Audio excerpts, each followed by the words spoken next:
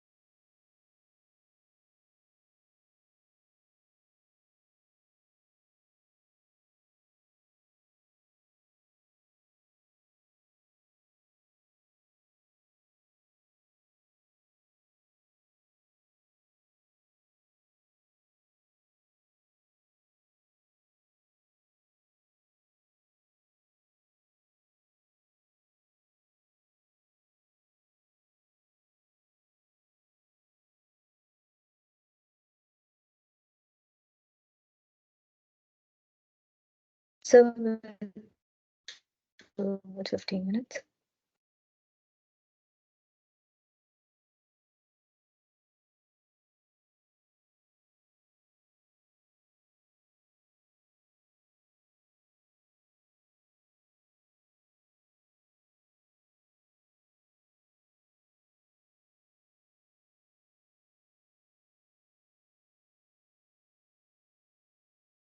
So you're on mute. Okay, let's give everybody a minute to come out of, depending on how deep people were in. Uh, Usually coming out of silence, should be done slowly.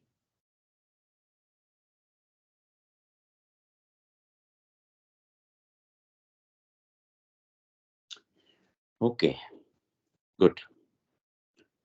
So today we are discussing, I think, Isha, in continuation to what we had started in the last session.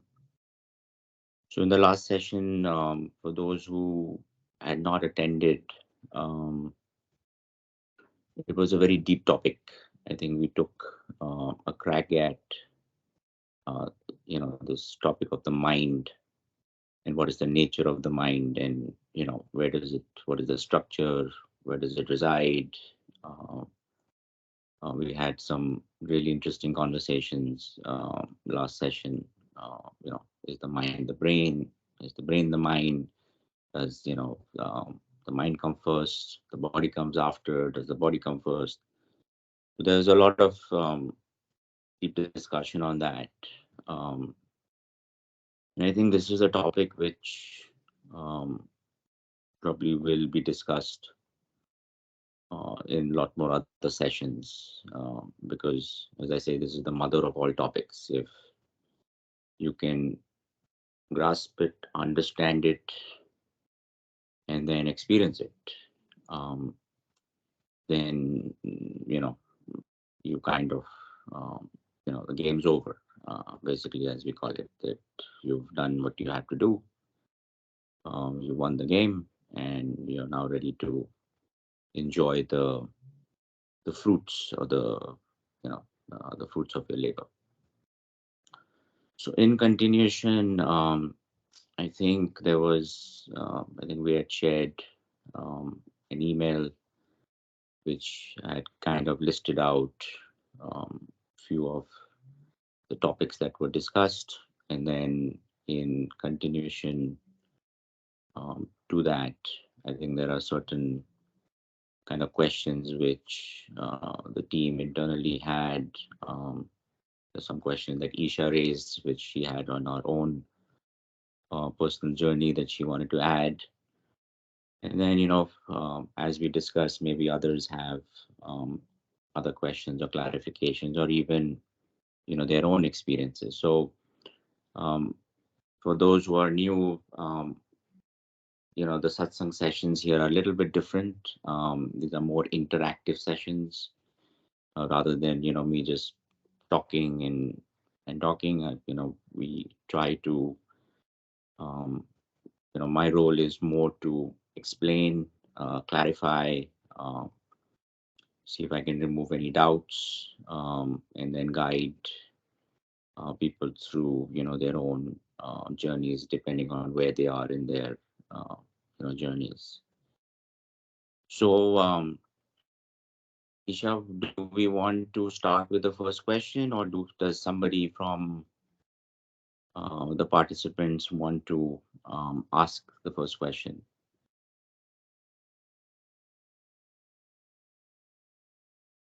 So we can just ask everyone.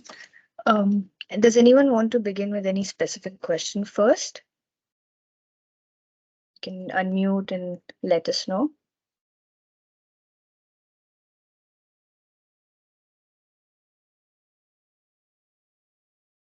Okay, so I think we can. The first question itself was quite interesting. I think that could be a good starting point. Um, I think the first question was, what is the difference between consciousness and mind? Is that correct, Isha? Yes, sir.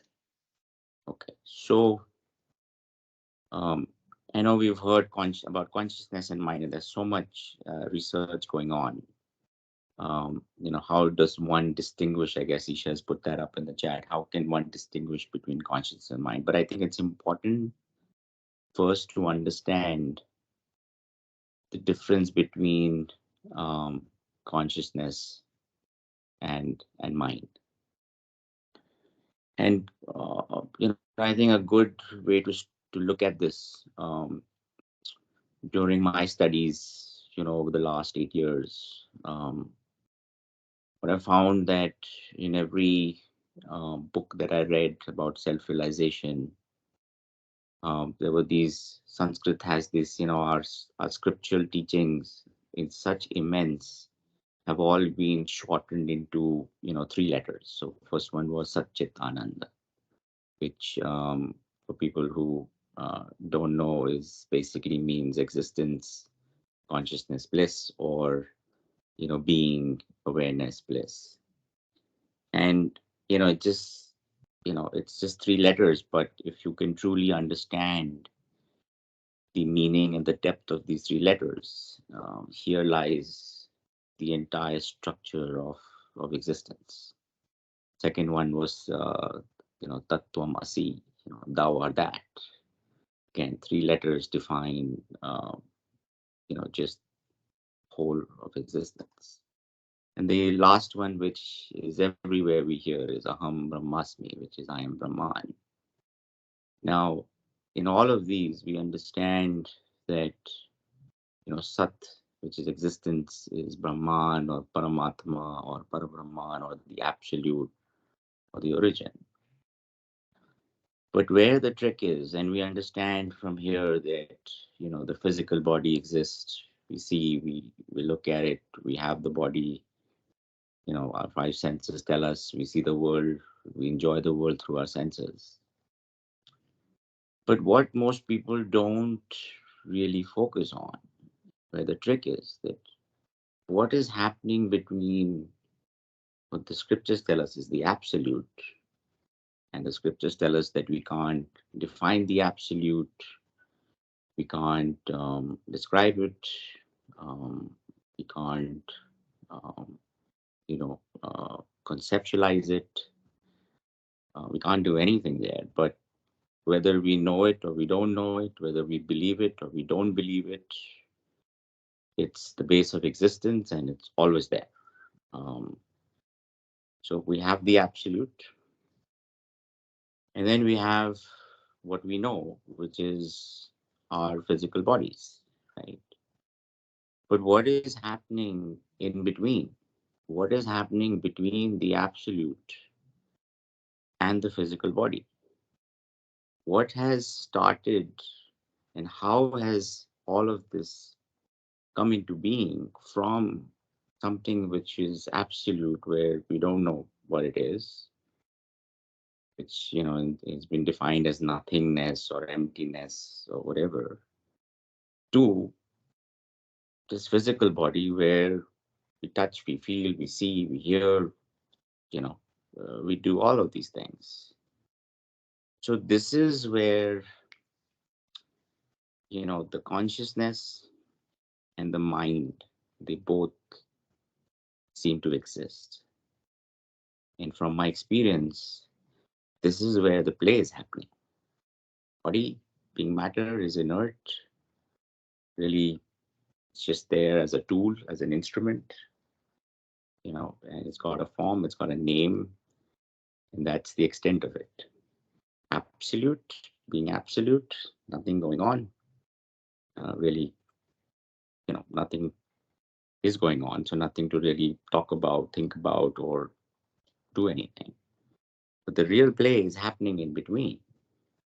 And then so when we look at what's happening in between, we come to the next word. So Sat, existence, Chit, consciousness. That means there is an awareness that basically comes alive. And what is the form and nature of this awareness? If its starting point is the absolute, then there seems to be something that has spontaneously arisen or appears to have arisen. within this absolute, which is now conscious, which is aware of something. And without something being aware of something, the objectivity and the subject relationship cannot come into existence. That means that the subject has to be there. So, what the scriptures tell us and what the experience is that there is suddenly within this absolute or the base of existence, which is just pure consciousness, which has been defined as pure consciousness, that there's no contamination, no activity, no quality, no attributes, nothing being provided. It's just there. There seems to have arisen consciousness within it, which is aware of its existence. So, what we call the pure active consciousness or the I am. And then this I am seems to, start forgetting itself, right? So now suddenly, spontaneously,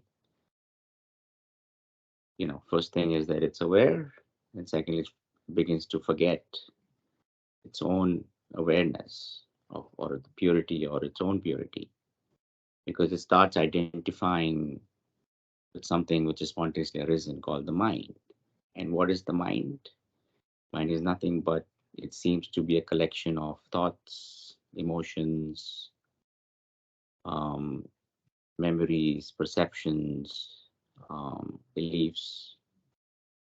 And as it begins to identify with this mind, um, there seems to be, creation seems to have come through, and then, you've got the body. So what we find is that this is where um, these two reside. And consciousness, so the way I would differentiate what my experience has been that consciousness without movement, without activity,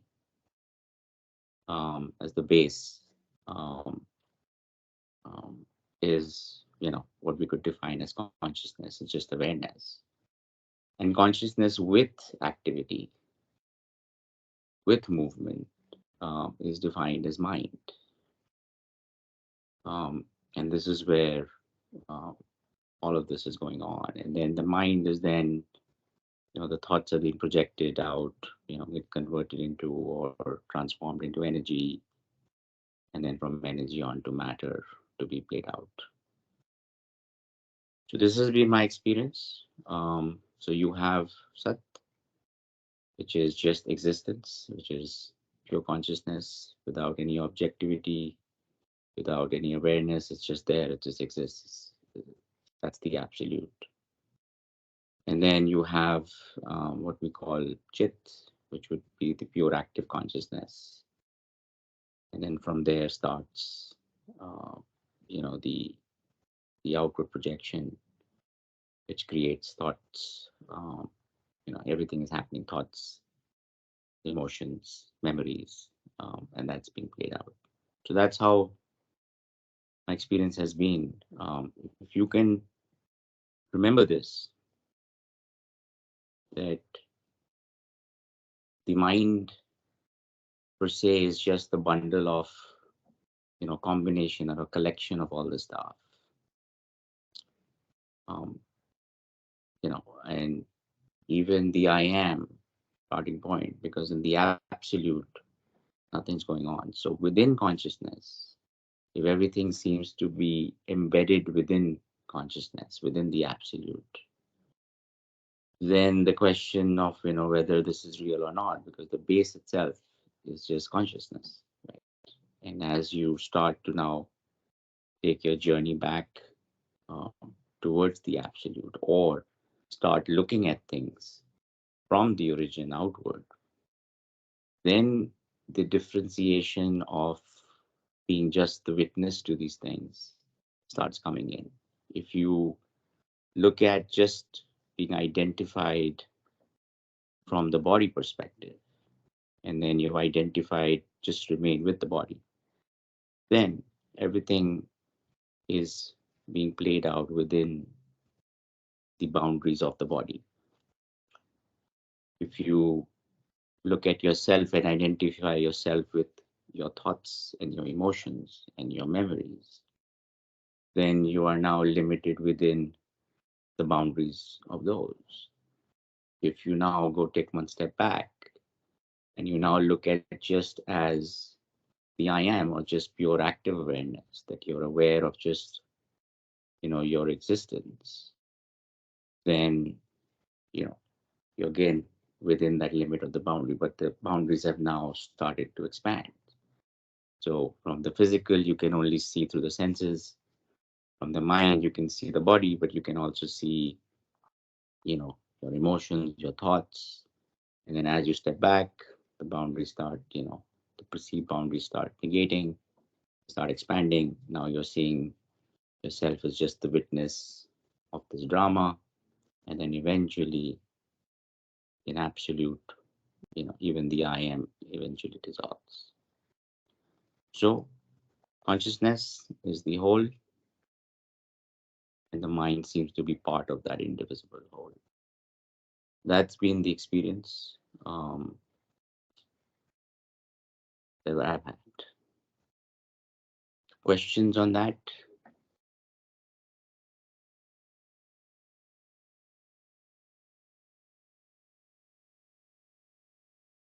Isha, one person has raised. Go ahead, Yes, Devin. sir. Def. Hi, Ash. I thought that was a really great perspective, and I think the distinguishing factor of looking at action versus non-action to define just consciousness versus consciousness plus mind. I think that's a really helpful way to look at it. As you know, I'm a scientist, and I measure things that I know that I can measure and prove and demonstrate. And I spend a lot of time measuring the brain, as you know, with electrical activity. And I've also spent a lot of time thinking about what's the difference between the brain and the mind. What's the difference between the brain, the mind, and the consciousness? Where does one end? Where does one begin?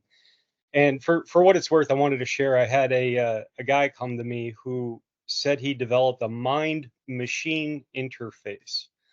And we all know brain computer interface, where we're hooking electrodes up to the brain and you're controlling something on a computer based on your thoughts. And so this guy says, well, no, I'm tapping into quantum consciousness. And so we're not connecting anything to the brain. You can control it. And I controlled it from Pennsylvania to Los Angeles with my mind. And so using my brain and conscious thought and will, if you will, to tap into consciousness through mind. And so I just wanted to share that. It's just an interesting way to think about things. Where does one end? Where does one begin? And how we can continue to push our mind to expand out. And that's the basis of really all of yoga, is expanding the mind out and no end to oneself. So just wanted to share that. And I really appreciate your thoughts. Thank you. Great. Wonderful. Wonderful. So on this call, Devin, we have some really interesting people actually. We've got yourself as a scientist who's been, trying to work with the brain and trying to map it out.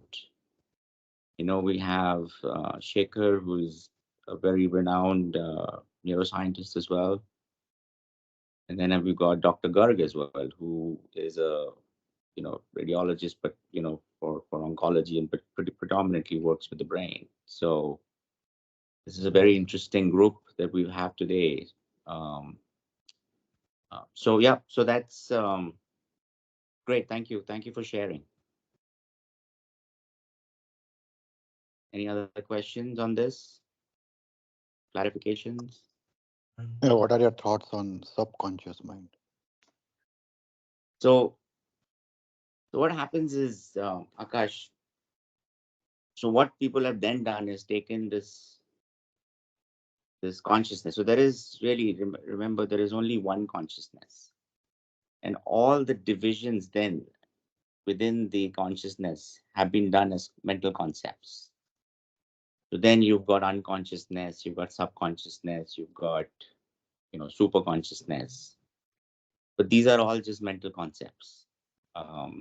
There are no, what is subconscious, right? When you say, look, is it another level of consciousness?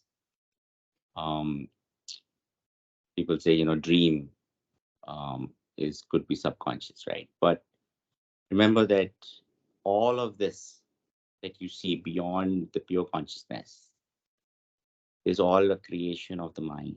These are all mental concepts. All your three states of being, which you have the waking, the dream, and the deep sleep states. And there is actually a fourth state, which is called what we call in our scriptures the Turiya state, which is the I am state, which is the pure active awareness state. But these have all become divisions within the mind for the mind to create definitions, or these are being defined at different levels. But really, remember, there is just consciousness. There is no subdivision. And how do you define a person who is in a coma, though? I don't know. This is very weird, but So we have, Shikhar, how do you define somebody which is in coma? What is his state of brain functioning? So do you define somebody in coma from a neurological brain function? Or do you define somebody who is from a consciousness perspective? Well, from brain function, it is mostly a shutdown of cortical activities, basically. But the brainstem activity stays, or the vagus nerve activity stays. So the heart is constantly beating, the breathing is going on, but awareness is zero. Right. So, but is it an abeyance of the brain function, or is it a abeyance of consciousness? It is well, consciousness is much more deeper than anything, and so everything is in consciousness only. However, it is the shutdown of the motor activity little bit. To a greater extent, the sensory input is going on, Right. but there is no response from the motor cortex most of the time. So that's what basically coma is. So So, Akash, to answer then what Shikhar is saying is that coma is more of a physical attribute because the brain function or the motor function is not there. That means there's not enough. I guess I'm assuming if the motor function not there, there's no blood flow happening into the brain. Is that correct? yes. Yes. So Akash. However, there is one more thing which is like recently there have been mm, a lot of great studies being done in the University of Wisconsin on Madison, Wisconsin, and they have mapped the various regions of the brain during this meditation process. So the more deeper you go, the lesser the brain activity, to a point as if it is in coma, as if, but it's not. It is in deeper, most highest level of deeper awareness, and you can come out of it very, very gradually. As very, very rightly said that one should never suddenly wake up from silence. That is exactly what uh, the deeper the silence you go into, you go into a consciousness space with uh, absolute almost as if no brain activity except for the even the brainstem activity is also lower. So you may be breathing maybe one breath in 5 minutes. That kind of a lowered breathing level also goes. You feel as if this fellow is dead, but he is not actually. He is in deep, most unperturbed consciousness space. So could we say then that the deep sleep and coma could be something similar?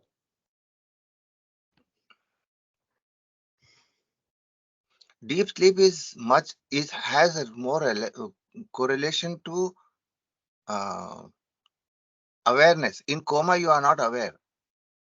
But in deep sleep, are you aware that you exist? You afterwards you are aware that you had deep sleep. Yeah, But because during that time you are not aware. correct.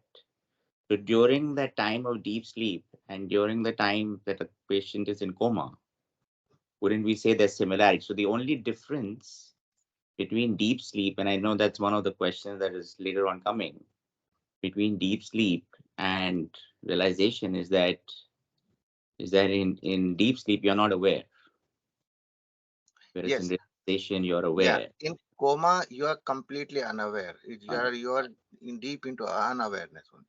Correct. In deep sleep you are unconscious, but later on you are aware.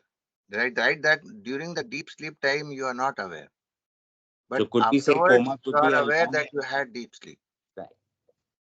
But do you think But we could in say that? deep meditation you are totally aware all the time. Yes, Before, after, and during, you are 100% awareness alone. You know, deep sleep is deep meditation is conscious deep sleep, whereas the deep sleep is unconscious meditation. So good. Very nicely defined. Very good. I don't want to take it over, but I'm going to throw one more thing here, though, right? And last thing from me until somebody has something. Basically, once a person goes into coma, the person basically the brain is dead, right? Like everything else might be working, depending on what kind of disease the person has. But mostly everything else is working. The brain is dead. The person does not understand. So you talk to that person, the person does not know what's happening. Once you go to sleep, and there are two kinds of dreams you get. I guess, at least for me, there are two kinds of sleep. Someday I wake up and I know what dream I had. But some days I suddenly wake up, like I was stuck somewhere and I cannot come out of it.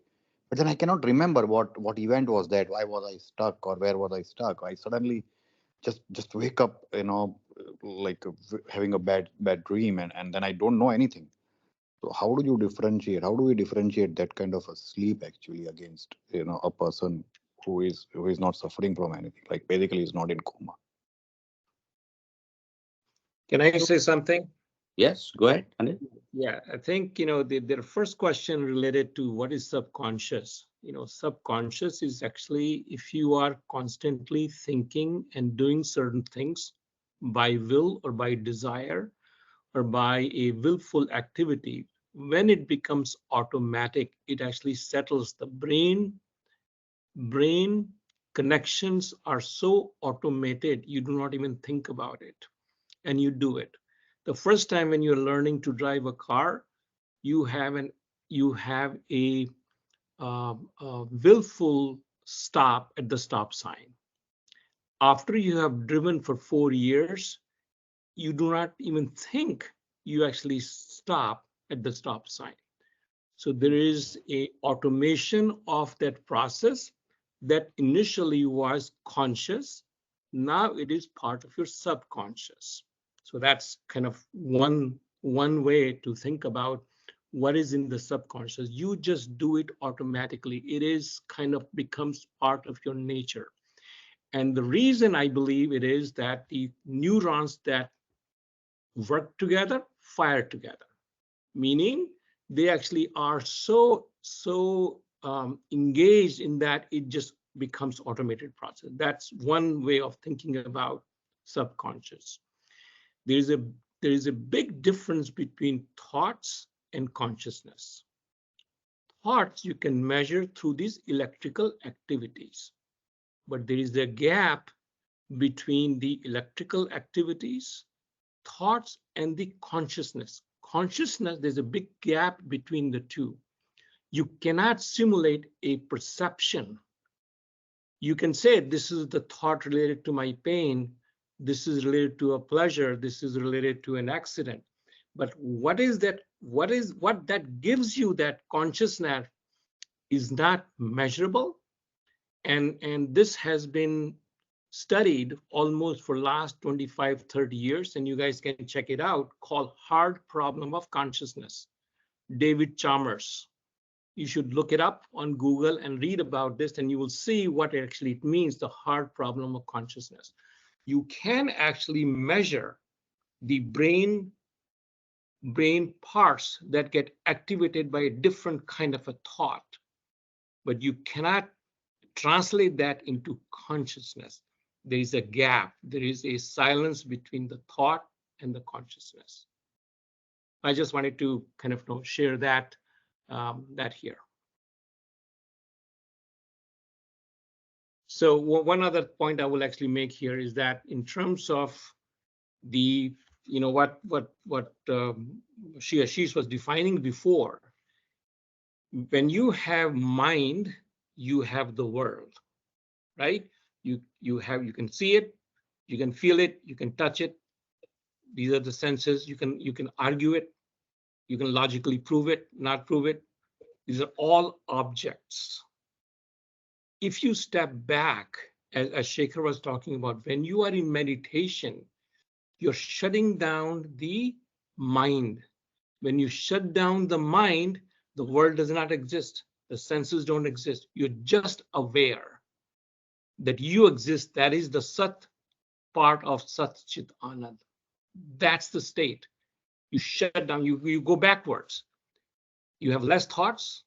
When you're open, your eyes are open, your mind is working, it's all world you're actually seeing. Go back, fewer number of thoughts, right? Only fewer things are visible, fewer things you are able to feel if you're able to concentrate on one or two things. And then when you eliminate that also, then you're just existing. Absolutely, there's nothing else happening at that time. Akash, your waking state, your dream state, whether you remember or you don't remember, and your deep sleep state, they're all a dream. So when you're dreaming, it's actually a dream within a dream. And the ultimate dreamer, which is this I am, which is the Satchit Anand, is also a dream. So this is all nothing but dreams within the dreams within the dreams. And as you expand your consciousness, as you start searching, which is what the whole point of meditation or self inquiry or surrender, unconditional surrender, is only one thing, is to go back in to start expanding and pointing out the mind, which is the tool, which is the only tool that has been provided to you. There is no other tool. What you have is your intellect and your mind. But this tool, all it has to do, rather than being entangled in outward sensory functions, it needs to now stop and start looking inward. And when it starts looking inward and starts checking these boundaries which have been defined, whether they're societal, whether they're your own, whether they're, been taught to you, or whether it's, or whether it's taught, whatever, when it starts looking at these boundaries and say, hey, let me see where my boundary is, it cannot find that boundary because that boundary has actually no substantial existence. It doesn't exist. It's only imaginary.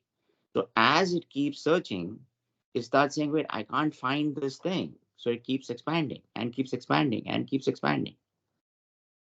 And at one point, it's expanded to a point where it's gone beyond everything. It's merged with its original source. So this whole process is not to find something new, is to start looking within and to start looking at these boundaries, these boxes that everybody starts putting, which is what individuality is. If you look at your personality and your character and your individuality, what has been done? You put yourself in these different boxes and you started to identify with those boxes and you started to believe in those boxes and you take it for granted. So you have to stop. You have to now go backwards. You have to start questioning those boxes and the boundaries within those boxes. So this is a process not of finding something new. It is the process of not being. I was telling Anil the other day, in not being, you will automatically be. It's easy to be Akash today, isn't it? Because that is what you believe to be your natural state. It's very difficult. The effort is required to not be Akash. And as you take out what is to not be Akash, what you will find is your original state of being.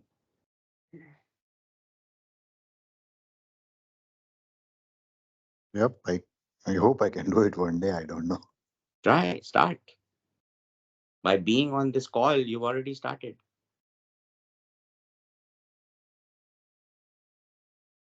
Very good. Anil, Yeah. your hand is still up. Are you asking? No, I think I just, no, I don't. I still believe that I think it would be interesting to find out what's the difference between when somebody's in coma and somebody's in deep sleep.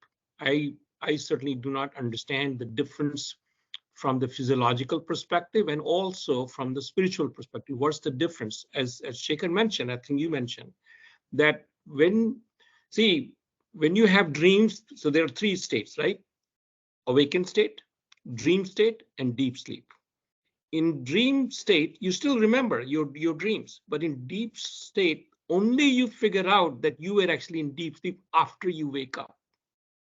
In deep sleep, there's nothing happening, but awareness is still present because at the end of deep sleep, you're aware that you were in deep sleep. That means the consciousness was still there at the time of deep sleep. But So, I do not know what happens in coma state because Anil, you don't remember anything. Anil, consciousness is the base of existence. Whether you're in coma or not in coma, whether you're deep sleep, whether you're dreaming, whether you're awake, whether you know, you don't know, that base of existence is always there. Without that, it's not possible. When you watch a movie, the screen has to be there. Whether the movie is there or not is irrelevant. The screen has to be there. The screen is independent.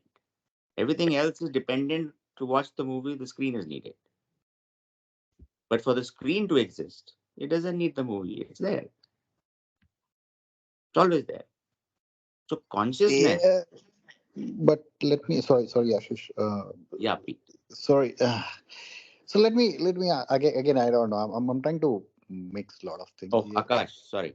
Go Yeah, ahead, Akash. yeah. So since the technology has been so advanced nowadays, and just a thought here, right? The way Mr. Anil was mentioning it, right? So nowadays, you wear your smart watches and it tracks that how much you were in deep sleep during the sleep that you had last night, right? It literally shows you the exact like time. Again, I don't know how scientifically that is correct or not expert into that, but it certainly shows you that these were the specific 3 or 4 hours during the night where you were in deep sleep. If if you put that watch onto a person who is in coma, will that watch just show you a straight graph saying that that person is totally in deep sleep? I don't know. Is the conscious even working at that point in time? I don't know. Consciousness is always there, Akash. Whether the person there is there or not. When the body dies, right? Consciousness doesn't die with it. But you cannot measure it. I think you can measure deep sleep state. And Akash, that's a great idea actually. If you actually put the Fitbit watch on a comatose patient or more advanced equipment to understand the brain activity during coma, I'm sure people would have done it. Is it very similar to when you have deep sleep? Are they same? Or are there any differences on the consciousness? I think, as Ashish is saying, exists all the time, but you cannot measure it. It's just the awareness. Is awareness, and there's a huge gap. You know, think about this quite a bit. There's a huge gap between thoughts and consciousness. Physical activity of the brain, even at the electron levels, you can measure them, but you cannot measure them constantly. You can just feel it. You can just be aware of it. I Please let me know if I'm taking it over. Okay, if somebody has some other question, but I can go on and on. Um, yeah. But is consciousness not related to a person? Again, I'm coming at again to the same topic of I am Akash rather than only I am. But consciousness should be related to me myself, right? No, like my consciousness is my consciousness. If I die, my consciousness is gone. Are we talking about a life after death? No, Akash, again. So as you said, is this me, right? Is this my consciousness? Which means that you have now created a subject-object relationship. You say my, which is you, and you say consciousness, which is the object. Now, right now, what you do is you try to logically try to conceptualize something which is beyond concept. So you'll never find an answer. You'll keep going around in circles. So what you have to do is you have to now find this my. Step one is to find what is this my. Is the my the body? You say it's my body. You don't say I am body. Is this my the body? If my and body are two separate things, then if it's not the body, then what is this my? Then you say it's my thoughts. That means the thoughts and my is not the same. Hmm. Then you have to question, okay, then if it's not the thoughts, if it's not the mind, not the body, then what is this my? And as you go deeper, you can't seem to find it. Because this my and this I consciousness that you've created, this notion or sense of an individual separate being, which has name and form, does not seem to have any structure or existence to it. But if you use your tool, which is the mind or your ego, to try and identify that whether this exists or not, you'll never find it because it'll keep going around in the same loop. You're Hmm. asking a thief to become a policeman and to catch itself. How will it catch it? Yeah. So the only way is to start questioning itself. That is the only thing you can do. You cannot fathom and you cannot conceptualize what Brahman or Paramatma or absolute consciousness means. It is not possible because it's always there. The only thing you can do is start removing all the trash which has been put on top of it. Once you remove all the garbage which has been taken by the sense of I, my this, my that, I this, I that, till that does not get removed, you will never experience your original state of being. It is not possible to jump from here and experience that. The only way to do this is through this removal process. Hmm. Yep. Yep. No. Good Got thoughts. it? Yeah. I'll not say yes to that question though. So you have to, because the questions will keep going on till the questioner does not dissolve. This is what I keep telling you, keep telling everybody. The question, Yeah. what you have to question is the question. Because as long as the questioner is alive, it exists in your mind, the questions will go on. It will keep going around in circles. Till you begin to start questioning the existence of the question. And this is where the practices change. This is where self-inquiry of who am I changes, has difference from something else. This is where Ramana taught. Because you can only experience absolute once everything else is gone, including I am. Only the experience of existence remains. There is even the experiencer is not there. Just the experience itself remains, which your mind can't logically fathom because your mind is only works based on relation. It works based on subject-object relationship.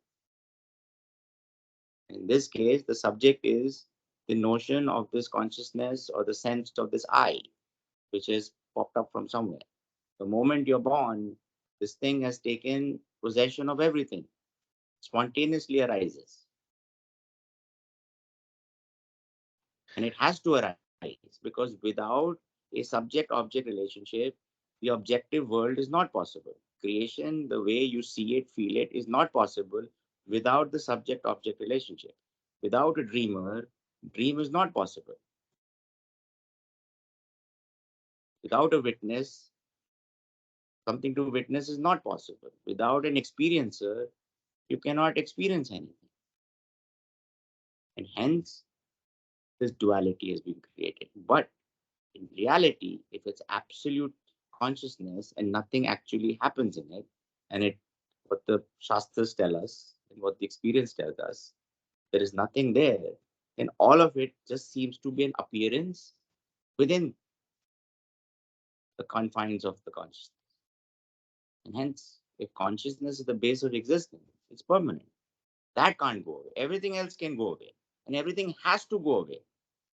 Without everything going away, this cannot be experienced. Ashish, Yes, Pete. can I add one sentence on these things?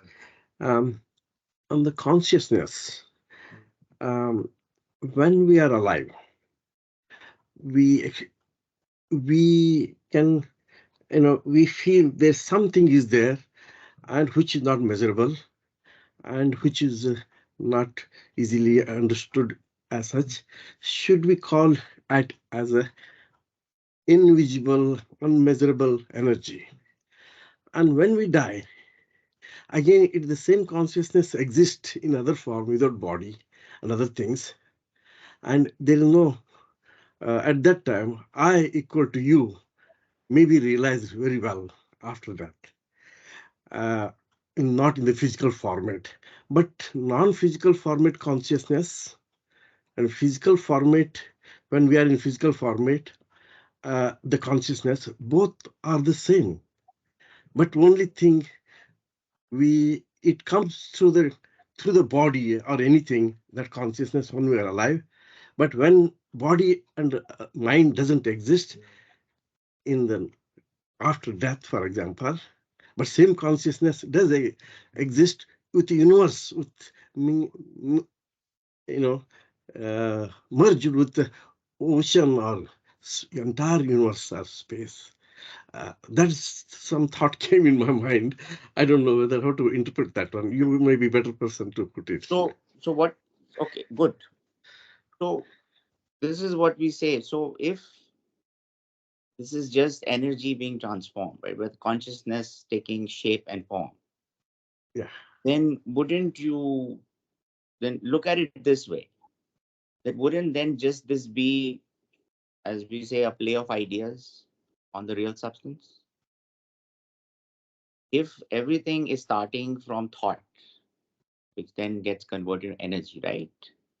And it's just an idea that even this, when we look at this sense of notion of I, which tends to also be an idea, right? A thought.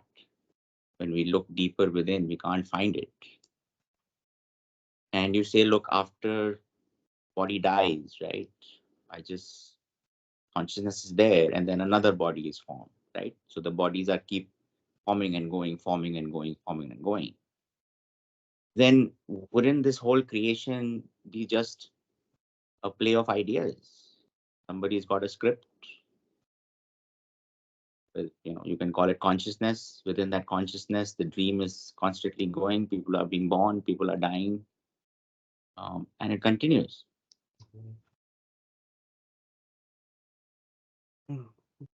I don't know. That is the mystery.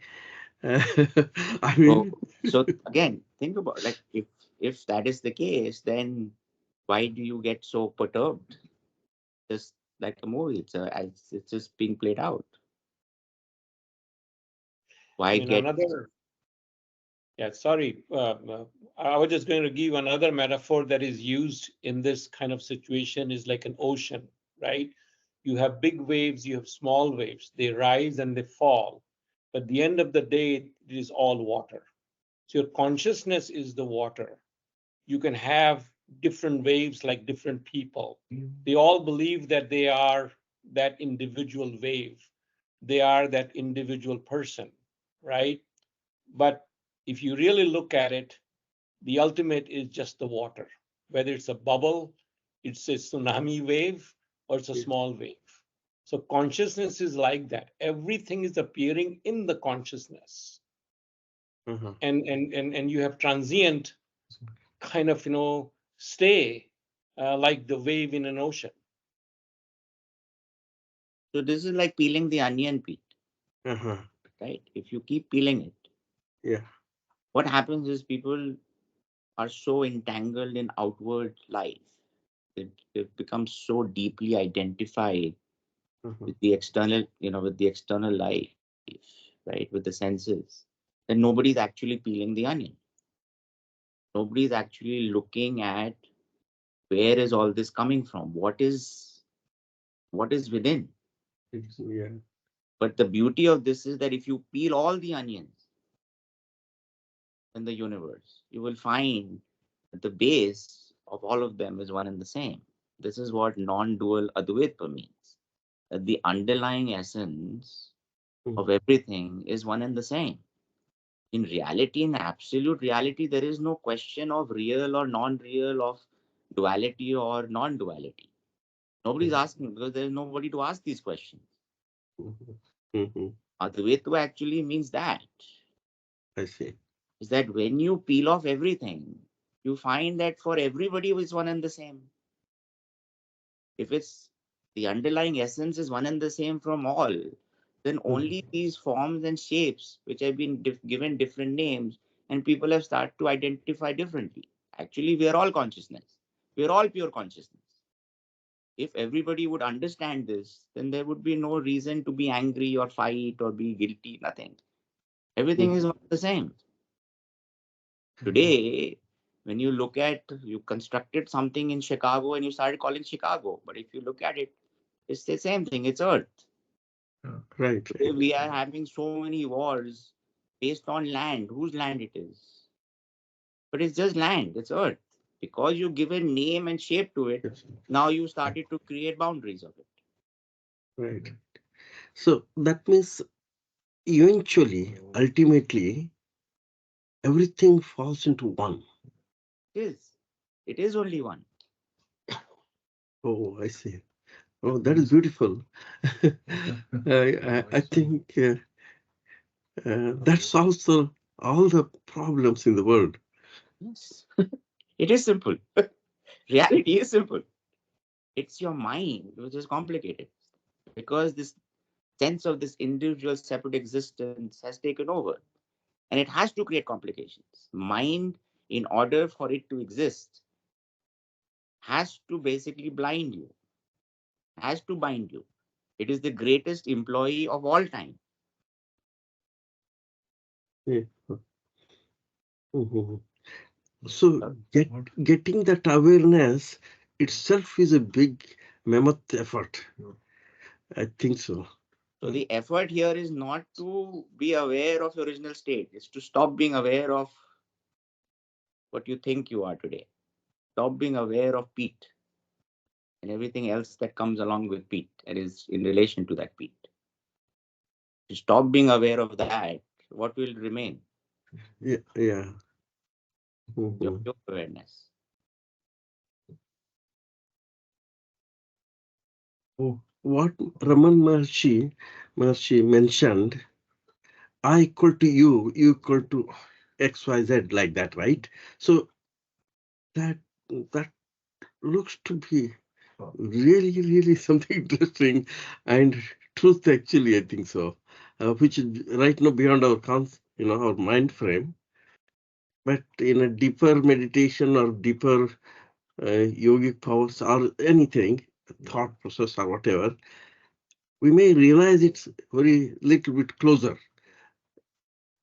That is what I think it looks like. Anyway, you are making it a little more understandable. That's the beauty of that one. I think we should continue these deeper thoughts, discussions.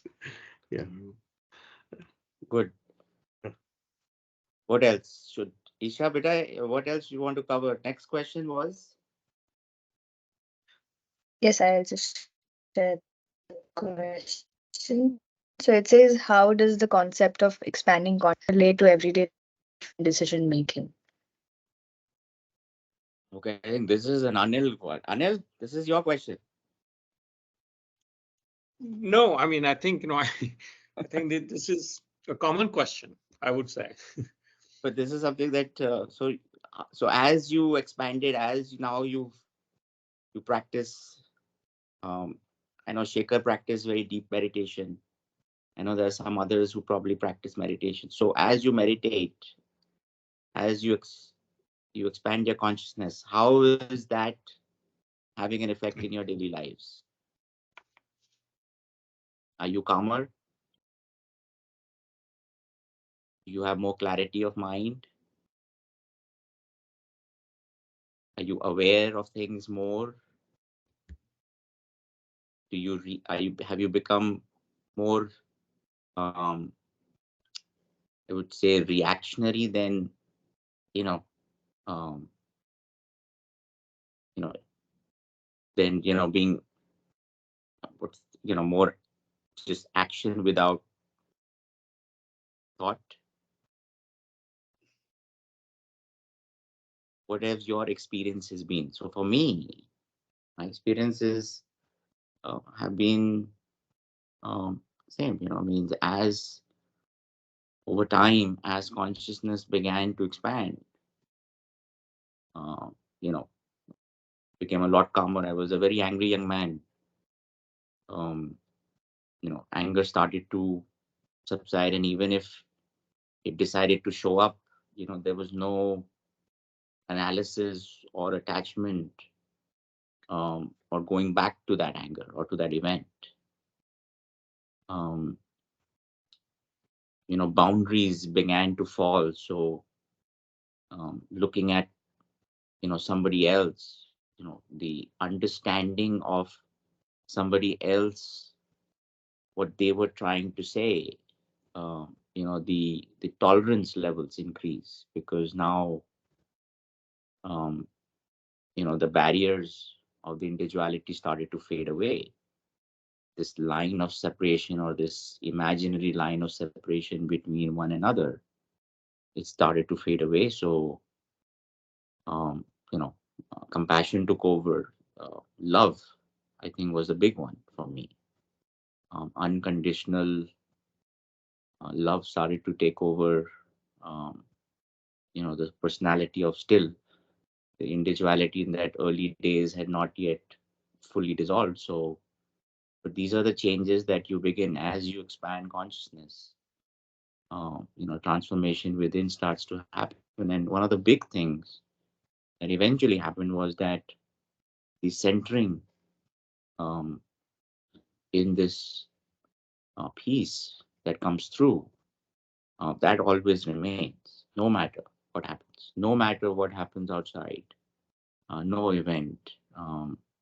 Sometimes there could be some emotional, slight, uh, fluctuation, but it seems to pass away very quickly, and but does not change the internal peace whatsoever. Um, so this is what I, experienced over time as the practice became more and more prominent, and as the question started, I started to the mind started to start looking at its own internal boundaries. Um, the external events really did not have any bearing anymore. Um, yes, enjoyed every moment of life. If there is just yesterday, we watched Dune 1 together here in the community. Enjoyed the movie just the way, would have enjoyed it, but that was it. Event happened. So this, as the consciousness and the centering starts happening within, um, the external factors begin to start losing their relevance or the hold that they used to have on one's being. And once that starts happening, you truly begin to enjoy every moment of life the way it's meant to be enjoyed, and not the way your mind um, would like to perceive for you to enjoy it or make you believe how you should enjoy it. That was my experience. Uh, I don't know, Shekhar. I know you do very deep meditation. Uh, I know Bob does. Bob's been following Brahman's Yogananda. I don't know what you guys experience. You guys would like to share.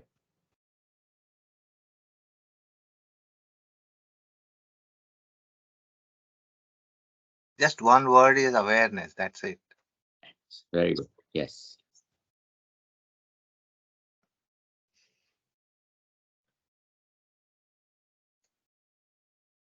I mean, there's a story.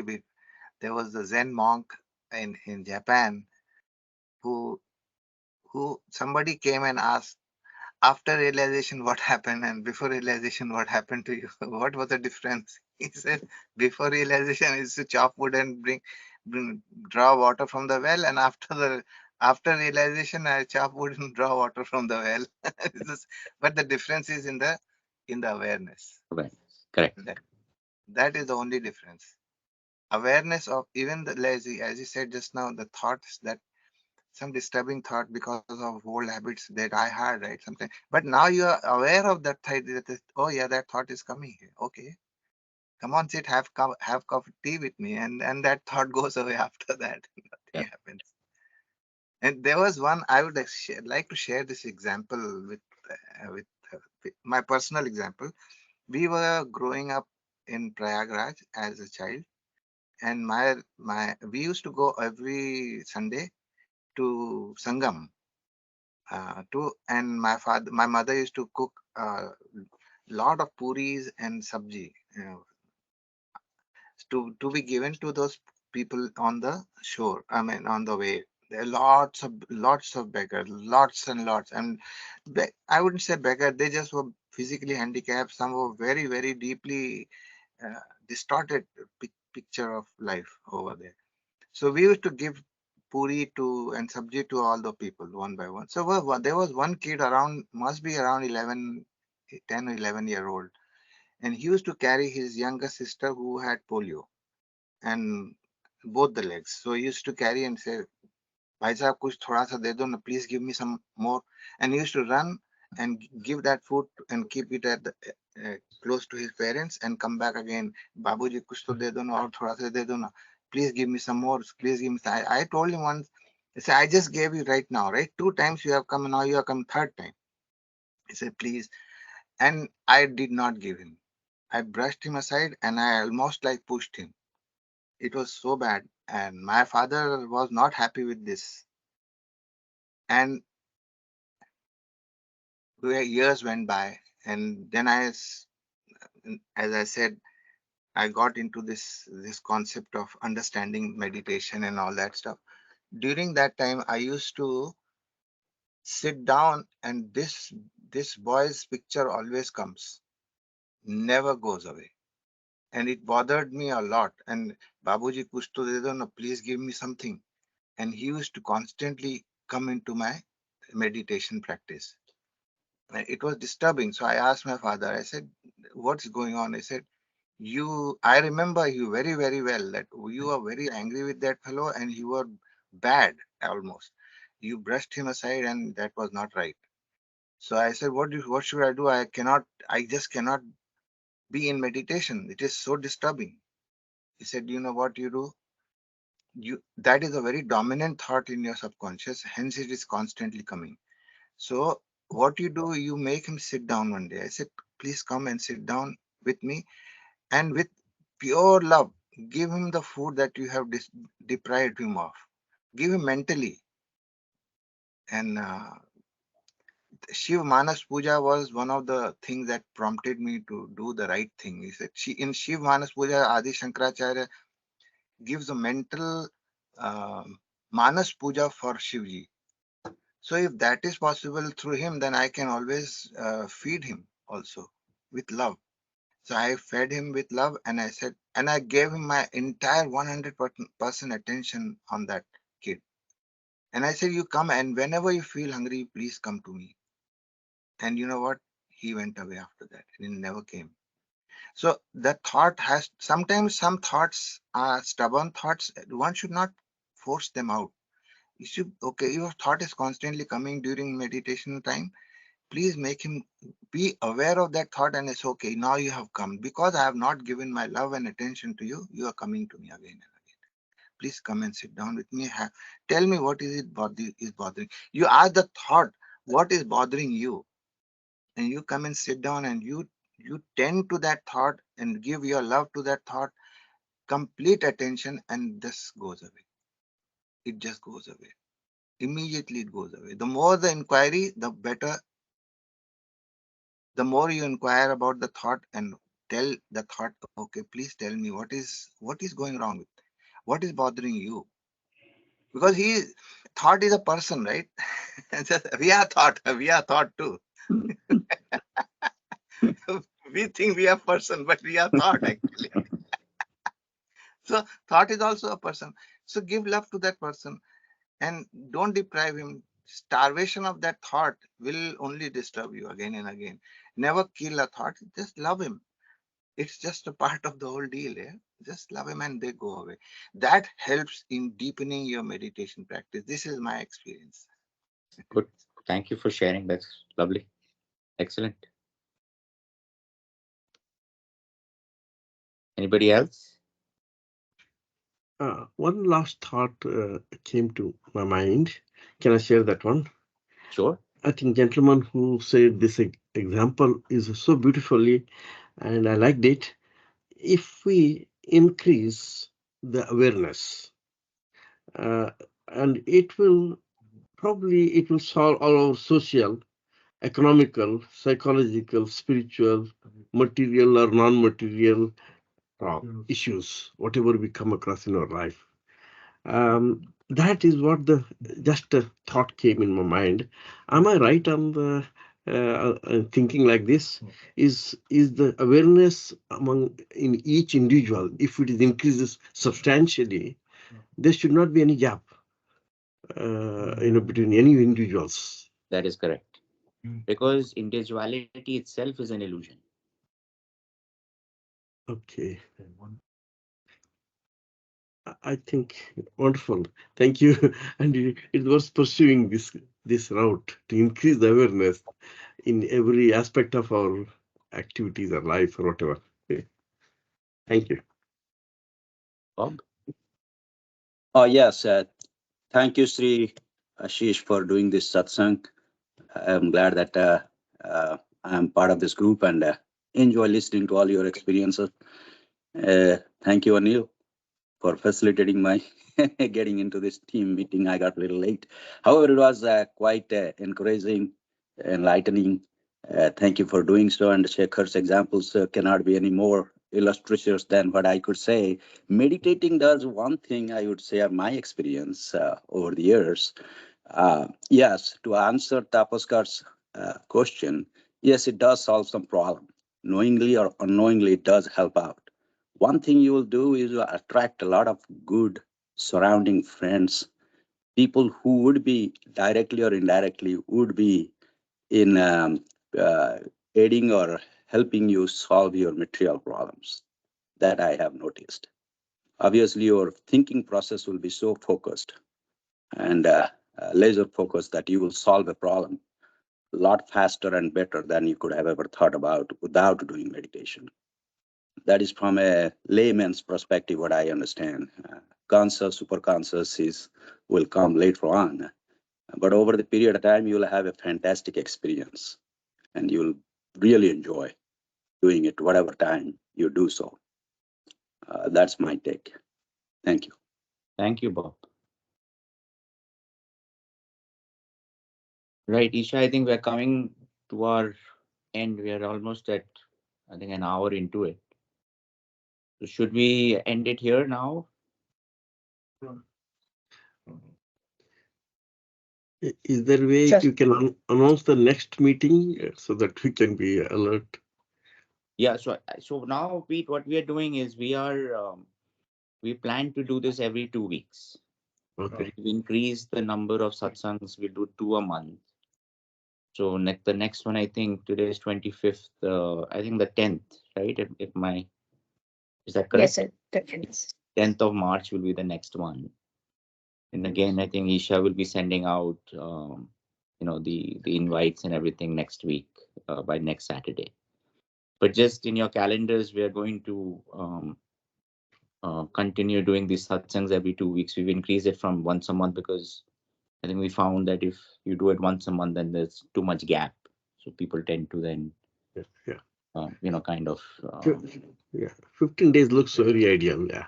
Yeah. So every 15 days we'll do this. We're also planning a number of events this year. So we'll keep you posted. Anil and I discussed, I think in August. I'll be in Chicago for about a week. So I'll come, see all you guys. I think there is a festival in Chicago that I think we want to be part of, which is this veggie festival. I think Anil will speak with you guys. That is in month of August, right? No, Yeah, thanks. It'll be June. Yeah. Okay. Wonderful. Yeah. So I think it's 10th and 11th of August. Mhm.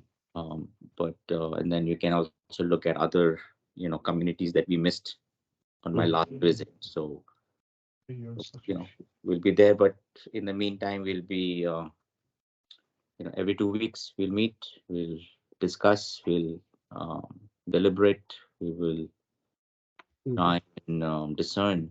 But important part is that the most important part of this exercise that we do in the form of satsang is for you guys to go back and then take this understanding and implement this in your daily lives. Because if you won't implement, then this only becomes an intellectual understanding, and it then just stays as an intellectual understanding.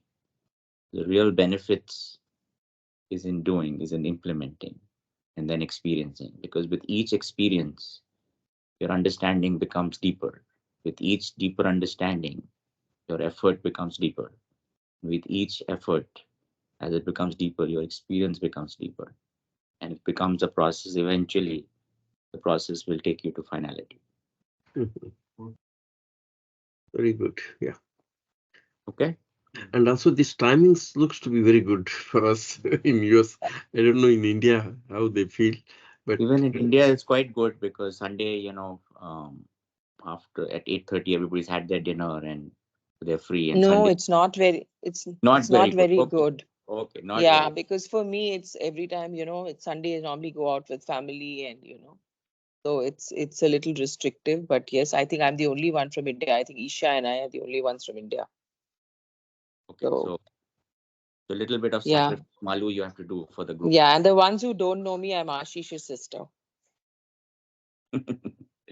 Yeah, that's Malini, my sister. So she's no choice. Fantastic. Nice meeting you, Marlon. Hi, nice meeting you too. All right, very good. Super. Thank you, everybody. thank you. Bless you all. Thank you. Thank you. Bye. Thank you. Bye-bye. Bye. Thank you. Thank you.